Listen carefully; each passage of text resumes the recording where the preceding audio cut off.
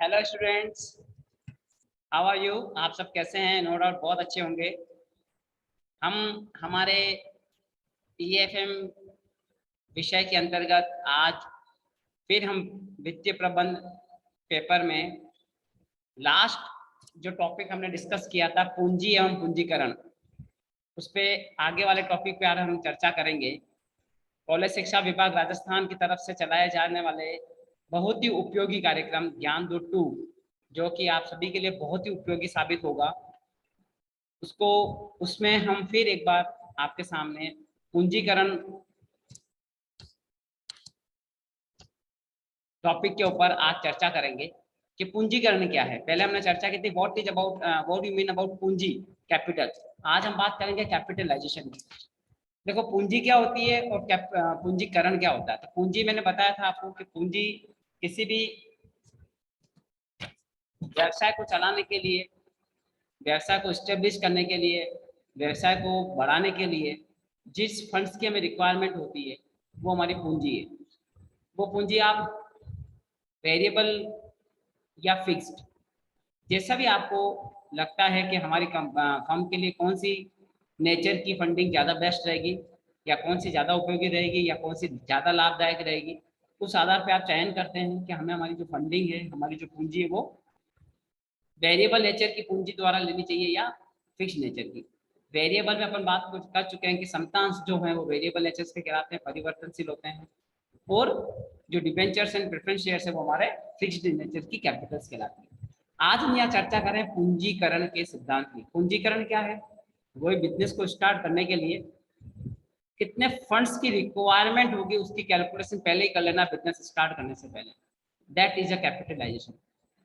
तो यहाँ पर बात करेंगे कैपिटलाइजेशन कैलकुलेट करने के लिए आप which method we will use, which method we will use for capitalisation.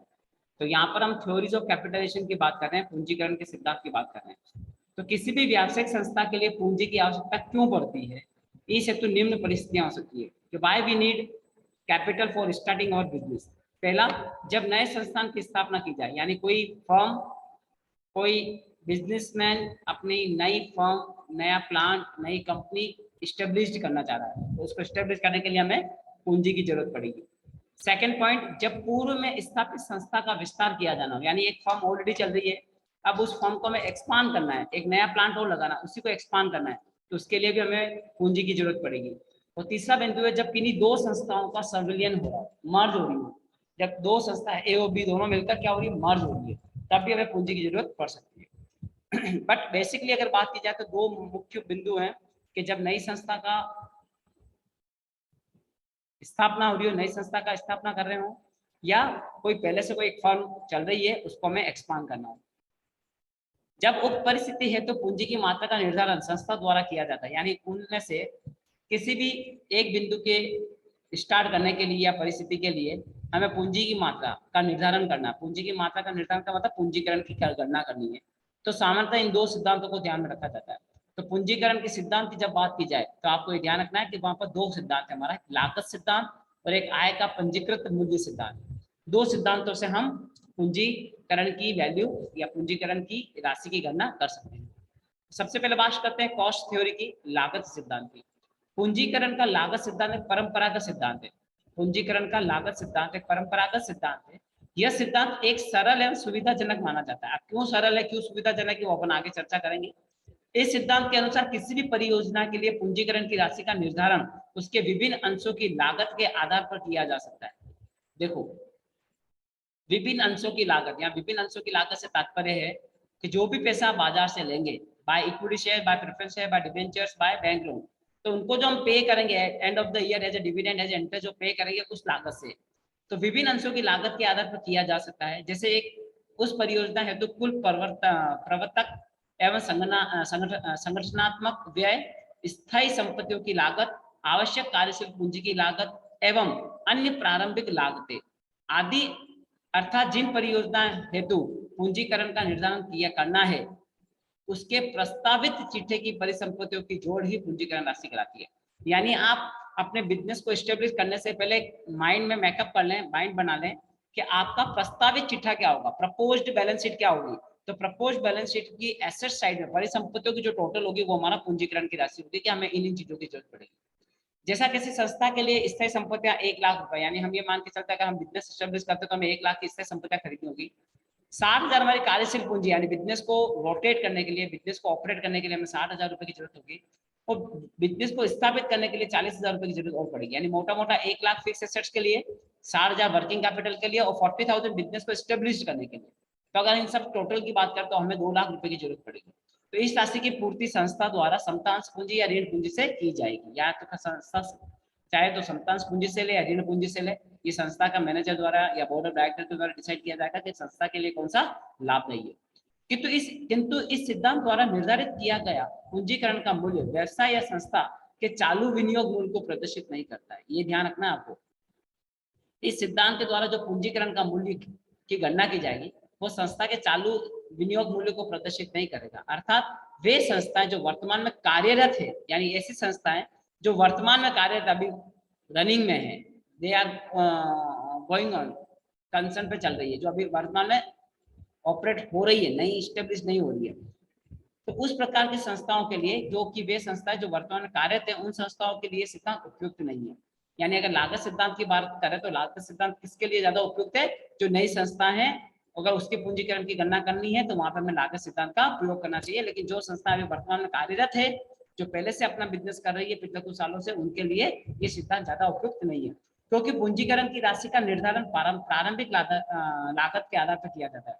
अभी जो हमने पूंजीकरण की गणना की 1 लाख रुपए, 60,000 रुपए, 40,000 रुपए, ये प्रारंभिक लागत के आधार पर की है, जबकि जो बिजनेस ऑलरेडी कंपनी बिजनेस कर रही है उसने प्रारंभिक लागत वो पहले ही लगा चुकी है, जो कि अपरिवर्तनशील देता है।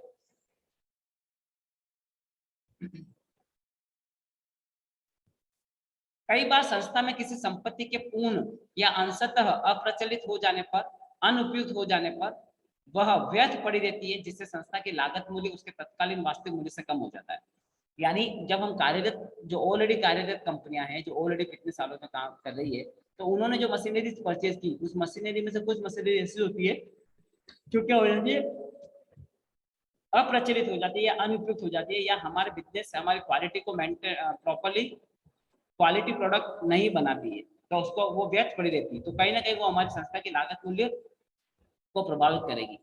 इस स्थिति में संस्था की अर्जन क्षमता कम हो जाती है और प्रबंध विनियोजित पूंजी पर अधिक तथा आवश्यक प्रत्यादर अर्जित नहीं कर पाता। अर्थात पूंजीकरण का यह सिद्धांत उन संस्थाओं के लिए ज्यादा उपयुक्त है जिनमें स्थायी पूंजी की मात्रा अधिक हो। स्थायी पूंजी यानी जहां पर जो भी कैपिटल लगी, उस कैपिटल का मैक्सिमम पार्ट कहाँ लगाओ, फिक्स्ड कैपिटल में ज्यादा लगाओ, वर्किंग कैपिटल के अंदर कम हो, जिसमें स्थायी पूंजी की मात्रा अधिक हो, आय की नियमितता हो, जैसे कि जन उपयोगी संस्थान, क्योंकि इस प्रकार के संस्थाओं में लागत के आधार पर पूंजीकरण की राशि पहले ही निर्धारित कर ली जाती है और फिर माल या सेवा के लिए प्रति इकाई मूल्य निश्चित कर लिया जाता है। इस प्रकार लाभांश दर में कोई विशेष परिवर्तन नहीं आता है, और जिन संस्थाओं में प्रतियोगिता अधिक एवं परिचालन लागत परिवर्तनशील रहती है, वहां आय भी नियमित तथा निश्चित नहीं रहती। यानी जहां पर परिचालन लागत में भी वेरिएशन आ रहा है, परिचालन लागत वेरिएबल कैपिटल या वर्किंग कैपिटल की बात कर रहे हैं, जहां पर working capital is higher than fixed capital, तो वहां पर आपकी जो इनकम होगी वो भी अनिश्चित होगी, वो भी अनसर्टेन होगी। तो उस कंडीशन में हमारे पास क्या होगा, ये जो मेथड है लागत सिद्धांत है उसके लिए उपयुक्त नहीं होगा। तो इस प्रकार की संस्थाओं के लिए पूंजीकरण की राशि का निर्धारण करने हेतु लागत सिद्धांत की जगह आय का पंजीकृत मूल्य सिद्धांत का प्रयोग करना ज्यादा युक्ति संगत माना जाता है। अब मैं शॉर्ट टर्म में बता देता हूँ कि लागत सिद्धांत उन संस्थाओं के लिए ज्यादा सही है, लागत सिद्धांत किसी भी पूंजीकरण की गणना के लिए उन संस्थाओं के लिए ज्यादा उपयुक्त रहेगा जहां पर कैपिटल का बड़ा भाग स्थायी संपत्तियों में लगा हो। जैसे मान लो मैं बात करता हूं कि मैंने एक बस खरीद ली, वो बस की कॉस्ट आ रही 25 लाख, तो 25 लाख रुपए मैंने बस में लगा दिया। अब उसकी जो वर्किंग कैपिटल लगेगी वो क्या लगेगी, जब वो चलेगी उसका फ्यूल लगेगा और बस ड्राइवर कंडक्टर ड्राइवर की कॉस्ट लगेगी, तो वहां पर आपका वर्किंग कैपिटल का पार्ट बहुत कम है बट फिक्स्ड कैपिटल का पार्ट ज्यादा है। तो उस टाइप की अगर कोई संस्था है तो वहां पर हम क्या करेंगे, लागत सिद्धांत के आधार पर पूंजीकरण की गणना करेंगे। फिर था आय का पंजीकृत मूल्य सिद्धांत। इस सिद्धांत के अनुसार संस्था के लिए पूंजीकरण की राशि का निर्धारण संस्था द्वारा अर्जित की जाने वाली आय के आधार पर पहले ही डिसाइडेड होता है, अर्जित की जाने वाली आय के आधार पर ज्ञात किया जाता है, क्योंकि प्रत्येक संस्था का उद्देश्य क्या होता है, लाभ कमाना होता है। अतः संस्था द्वारा प्रतिवर्ष इतनी आय अवश्य अर्जित कर ली जानी चाहिए जिससे वे अपने समस्त परिचालन लागतें घटाने के पश्चात ऋण पर ब्याज एवं विनियोजित पूंजी पर उचित लाभांश दिया जा सके। यानी जो भी प्रॉफिट आप कमा रहे हैं उसमें से जो भी आपकी ऑपरेटिंग कॉस्ट है वो लेस कर दें, आप जो भी आपने लोन लिया उस पर इंटरेस्ट पे कर दें, प्लस जिन्होंने आपकी कंपनी में पैसा लगाया as a dividend as a preference उनको आप टाइमली डिविडेंड पे कर दें। यह सब पे करने के बाद उचित लाभांश दिया जा सके। यदि संस्था द्वारा इससे कम लाभ कमाया जा रहा है, यानी ये पहले से डिसाइड हमने कर लिया कि हमें कितना ऑपरेटिंग कॉस्ट हमारी है, कितनी हमारी इंटरेस्ट ऑन कैपिटल लगेगा, कितनी हमारी डिविडेंड पे करना है, इन सबसे अगर हम कम प्रॉफिट कमा रहे हैं, उन सबसे हमारा लाभ कम है, तो संस्था की लागत के आधार पर विनियोजित पूंजी मूल्य भी क्या होगा, घट जाएगा। यानी अब आपको उसका विनियोजित मूल्य जो भी आपका कैपिटलाइजेशन अमाउंट है वो भी कम हो जाएगा। इसलिए संस्था का पूंजीकरण उसकी आय अर्जन की योग्यता के आधार पर ज्ञात किया जाना चाहिए। इस प्रकार इस सिद्धांत के अनुसार संस्था की उपार्जित आय का उचित प्रत्याय दर से पूंजीकरण करके पूंजी आवश्यकता अनुमान लगाया जाता है। ये जो लाइन लिखी है इसको अपन आगे कैलकुलेट करेंगे कि इस प्रकार इस सिद्धांत के अनुसार संस्था की उपार्जित आय का उचित प्रत्याय दर से पूंजीकरण करके पूंजी आवश्यकता का अनुमान लगाया जा सकता है। जैसे यदि किसी संस्था की वार्षिक अर्जन कितना है 20,000 के, यानी एक संस्था सोचती है कि मुझे वार्षिक अर्जन 20,000 रुपए कमाना पड़ेगा तभी जाके मैं अपनी ऑपरेटिंग कॉस्ट या इंटरेस्ट ऑन कैपिटल है या टैक्सेस है या dividend from equity and preference shares है, उसके लिए मुझे मिनिमम 20,000 रुपए कमाने होंगे और उचित प्रत्याय रेट यानी रेट ऑफ रिटर्न मेरा 10% है सपोज, तो मुझे अपने पूंजीकरण की दर क्या रखनी पड़ेगी, 2 लाख रुपए रखनी पड़ेगी। मिनिमम हमें 2 लाख रुपए अपना इन्वेस्टमेंट करना पड़ेगा। 2 लाख इन्वेस्टमेंट करूंगा तो मेरा 10% उचित प्रत्याय दर है, तो मैं 20,000 अर्न कर लूंगा। तो पूंजीकरण की राशि की गणना करने के लिए हम क्या कैलकुलेट करेंगे, उसका फॉर्मूला है अनुमानित वार्षिक आय, एस्टिमेटेड एनुअल इनकम कितनी आप मान रहे हैं, इनटू पूंजीकरण की दर, rate of capitalization. If you have to figure of estimated annual income and rate of capitalization, then we calculate the value of capitalization। तो यह हम कैलकुलेट कर सकते हैं। इस प्रकार इस सिद्धांत की पूंजीकरण की राशि ज्ञात करने हेतु दो घटकों की गणना या सही से अनुमान लगाना आवश्यक है। यानी ये दो चीजें हमें पहले से पता होनी चाहिए कि हमारी एस्टिमेटेड एनुअल इनकम क्या होगी और रेट ऑफ कैपिटलाइजेशन क्या होगा। अगर ये दोनों चीजें हमें पता है तो capitalization value of earning theory, आय का पंजीकृत मूल्य सिद्धांत के आधार पर हम संस्था की पूंजीकरण की वैल्यू की गणना कर सकते हैं। तो सबसे पहले बात करते हैं हम अनुमानित वार्षिक आय की गणना कैसे होगी, एस्टिमेटेड एनुअल इनकम कैसे कैलकुलेट की जाएगी। किसी भी संस्था का पूंजीकरण की राशि ज्ञात करने के लिए पहले उसकी अनुमानित वार्षिक आय ज्ञात करनी होगी। यानी सबसे पहले हमें क्या कैलकुलेट करना होगा, एस्टिमेटेड एनुअल इनकम। इस प्रकार की संभावित आय की गणना करते समय दो परिस्थितियां उत्पन्न होती है, यानी जिसकी आप एस्टिमेटेड एनुअल इनकम कैलकुलेट कर रहे हैं वो किस प्रकार की संस्था है। पहला, या तो वो संस्था पहले से कार्यरत है या वे संस्थाएं नवीन है। अब बात करते हैं वे संस्था जो वर्तमान में कार्यरत है, यानी जो पहले से कार्य कर रही है, उन संस्थाओं की एनुअल एस्टिमेटेड इनकम आप कैसे कैलकुलेट करेंगे। तो इस प्रकार की संस्थाओं के लिए संभावित वार्षिक आय की गणना संस्था के विगत वर्षों के आय के आधार पर, यानी वो संस्था पिछले सालों में कितना लाभ कमा रही है उसके आधार पर हम एस्टिमेटेड एनुअल इनकम की गणना करेंगे।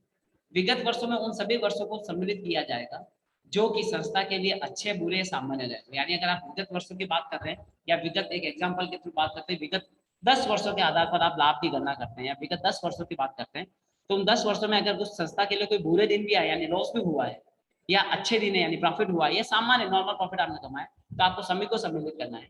इन वर्षों के आधार पर औसत लाभों की गणना कर ली जाएगी। औसत लाभ की गणना करते समय यह बात ध्यान रखना आवश्यक है कि इन लाभों में यदि कोई अव्यापारिक लाभ हानि सम्मिलित है, यानी पिछले 10 सालों के लाभों की जब आप बात कर रहे हैं, 10 साल के लाभों के आधार पर एवरेज प्रॉफिट कैलकुलेट कर रहे हैं, तो उसमें अगर ऐसे नॉन ऑपरेटिंग प्रॉफिट्स हैं जो बिजनेस के ऑपरेटिंग से रिलेवेंट नहीं है तो उसको आप एक्सक्लूड कर लेंगे, यानी आप उनको बाहर निकाल देंगे, हटा देंगे। लाभों की गणना विक्रय में से केवल परिचालन व्यापारिक परिचालन व्यय घटाने के प्राप्त लाभों के आधार पर ही होगी। यानी आपको केवल जो भी आप प्रॉफिट की कैलकुलेशंस करेंगे, जिन प्रॉफिट्स को आप ले रहे हैं उस प्रॉफिट पे की कैलकुलेशंस के लिए आप सेल्स में से केवल ऑपरेटिंग नेचर के जो एक्सपेंडिचर्स हैं उन्हीं को लेस करेंगे और लाभ कर पश्चात होना चाहिए, यानी जो भी आपने लाभ कमाया उसमें से टैक्स लेस कर देंगे। उपयुक्त औसत लाभ ज्ञात करते समय करने के पश्चात यदि भविष्य में उन पर पड़ने वाले आंतरिक और बाह्य घटकों को के प्रभाव का समायोजन भी कर लेना चाहिए। एक चीज बात और ये इंपॉर्टेंट है कि आपने विगत वर्षों के लाभों को तो ले लिया या विगत वर्षों के लाभ हानि इन सबको कंसिडर करते हुए एवरेज प्रॉफिट निकाल लिया, बट आपने विगत वर्षों के बाद आने वाले समय में अगर किसी अदर एक्टिविटी से या किसी अदर कारण की वजह से आपके प्रॉफिट पे प्रभाव पड़ता है, या तो प्रॉफिट बढ़ेगा या घटेगा, तो उसको भी आपको एवरेज प्रॉफिट की कैलकुलेशन करते समय उसको ऐड लेस करना है। अगर किसी कारण से आपका प्रॉफिट बढ़ता है तो उसको ऐड करना है, और किसी कारण से अगर आपका प्रॉफिट कम होता है फ्यूचर में तो उसको आपको लेस करना है। तो आप भविष्य में होने वाले किसी भी आंतरिक व बाह्य घटकों का प्रभाव को भी प्रॉफिट की कैलकुलेशन करते समय ध्यान में रखना है।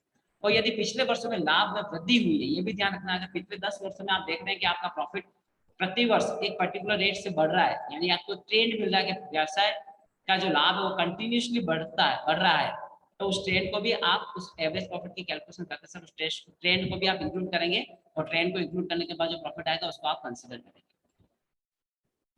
उचित भार देकर लाभों की ज्ञात कर लेना चाहिए, जिससे कि संस्था की संभावित आय अधिक संगतपूर्ण होगी। तो इस प्रकार हम जो संस्थाएं वर्तमान में पहले से ही कार्यरत है उनके एस्टिमेटेड एनुअल इनकम की गणना करें। अब आती है कि वो संस्था जो अभी वर्तमान में नई नई ओपन हो रही है उनकी एस्टिमेटेड इनकम कैसे निकालेंगे, तो नई नहीं है। तो इस प्रकार की संस्थाओं के लिए संभावित वार्षिक आय की गणना उस प्रकार की संस्थाओं की आय के आधार पर करनी होगी जिसका की आकार प्रकार उस अपनी संस्था के समान हो। इसके लिए पहले कुल मांग का अनुमान लगाना होगा तथा निश्चित मूल्य स्तर के आधार पर कुल बिक्री की राशि का अनुमान लगाना होगा। कुल बिक्री में से परिचालन लागत घटाने पर संस्था की शुद्ध आय को ज्ञात कर ली जाएगी। ऐसा करते समय नवीन परियोजना का आकार, प्रबंध स्तर, कर नीति, उपभोक्ता विश्लेषण आदि तत्वों पर विचार करना चाहिए। यानी जब कोई नई कंपनी के बारे में अगर मैं एस्टिमेटेड एनुअल इनकम कैलकुलेट करनी तो आप उसी टाइप की कोई एक संस्था जो बाजार में ऑलरेडी काम कर रही है, जिसका साइज, जिसकी प्रकृति, जिसका बिजनेस सेम हो, उसके प्रॉफिट के आधार पर या उसकी एनुअल इनकम के आधार पर कर सकते हैं। फिर आता है, ये तो बात हो गई how to calculate estimated annual income for new company, for already going concern company. अब आता है how to what is a rate of capitalization. आपने एनुअल इनकम तो कैलकुलेट कर लिया, तो फॉर्मूला हमारा कैपिटलाइजेशन कैलकुलेट करना, फॉर्मूला क्या है, estimated annual income into rate of capitalization. तो how to calculate rate of capitalization, तो किसी भी संस्था की पूंजीकरण की राशि का निर्धारण हेतु पूंजीकरण दर ज्ञात करना आवश्यक होता है।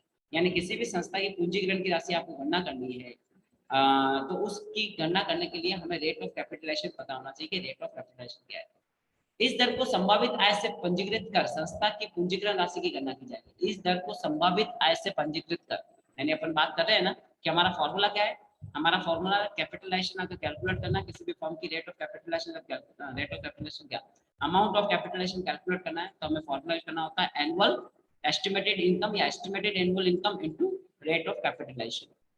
लेकिन सवाल ये होता है कि संस्था की पूंजीकरण की दर ज्ञात कैसे की जाए, रेट ऑफ कैपिटलाइजेशन कैलकुलेट कैसे की जाए, क्योंकि प्रत्येक व्यवसाय में ये दर अलग अलग होती है। तो रेट ऑफ कैपिटलाइजेशन हर बिजनेस की अलग अलग होती है, इसलिए प्रत्येक व्यवसाय की पूंजीकरण की वह दर लेनी चाहिए जिससे वह अपने विनियोक्ता वर्ग को एक उचित प्रत्याय दे सके। ये बहुत इंपॉर्टेंट लाइन है। यानी जब आप रेट ऑफ कैपिटलाइजेशन कैलकुलेट करेंगे तब आपको ये ध्यान रखना पड़ेगा, आपको ये ध्यान में रखना पड़ेगा कि आपको रेट ऑफ कैपिटलाइजेशन क्या लेनी है कि प्रत्येक व्यवसाय की पूंजीकरण की वह दर लेनी चाहिए जिससे वह अपने विनियोक्ता वर्ग को, जो इन्वेस्टर्स हैं, उनको एक उचित प्रत्याय दे सके। अगर आपने अपने विनियोक्ता को उचित प्रत्याय नहीं दे रहे हैं तो वो आपके संस्था को फ्यूचर में वापस विनियोग नहीं करेंगे। इस दर का अनुमान उसी आकार प्रकार के व्यवसाय क्षेत्र में के आधार पर लगाया जा सकता है। सामान्यतः पूंजीकरण की दर के परिकलन हेतु मूल्य अर्जन अनुपात का प्रयोग किया जाता है। ये आगे बात है कि रेट ऑफ कैपिटलाइजेशन कैलकुलेट करने के लिए हम प्राइस अर्निंग रेशो का उपयोग लेंगे। प्राइस अर्निंग रेशो, अब what is price earning ratio, तो जैसा कि लिखा है, जैसे माना कि किसी संस्था के अंशों का बाजार मूल्य 20 रुपए है, यानी बाजार में अगर उस संस्था का जो मार्केट प्राइस है, उस संस्था के अंशों का जो बाजार मूल्य नॉट फेस वैल्यू, बाजार मूल्य 20 रुपए, यानी आज अगर मैं बाजार से वो शेयर खरीदता हूँ तो मुझे 20 रुपए पे करना पड़ेगा। और वही संस्था अपने शेयर होल्डर को, जिन्होंने कंपनी में ऑलरेडी पैसा लगा रखा है, उनको प्रति अंश औसत अर्जन 2 रुपए देती है। यानी ईपीएस जो है वो 2 रुपए हमारा ऑन इन एवरेज बता रहे 2 रुपए।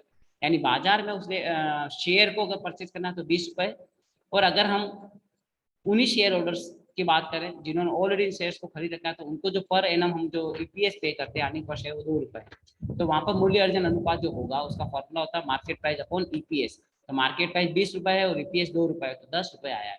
तो ये हमारा मूल्य अर्जन अनुपात है। मूल्य अर्जन अनुपात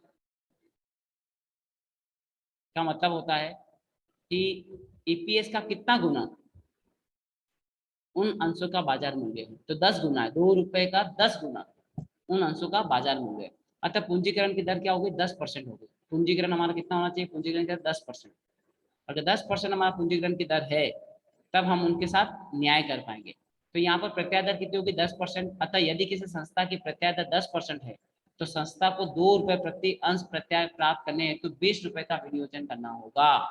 अब ये बात समझ में आ गई? पूरी लाइन कोटेशन में दे दी है। अतः किसी संस्था की प्रत्याय दर 10% है। अगर आपने रेट ऑफ कैपिटलाइजेशन कैलकुलेट कर ली 10% आया, the formula of price earning ratio.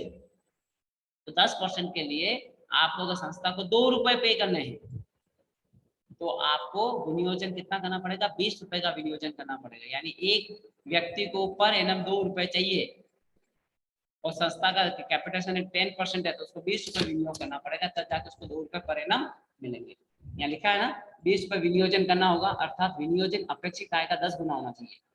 यानी जो भी आय आप अर्जित करेंगे उसका 10 गुना आपको विनियोजित करना है और जो विनियोजित आप करेंगे वही आपका पूंजीकरण कहलाएगा कि आपको इतनी राशि का पूंजीकरण, इतनी राशि का विनियोजन करना है।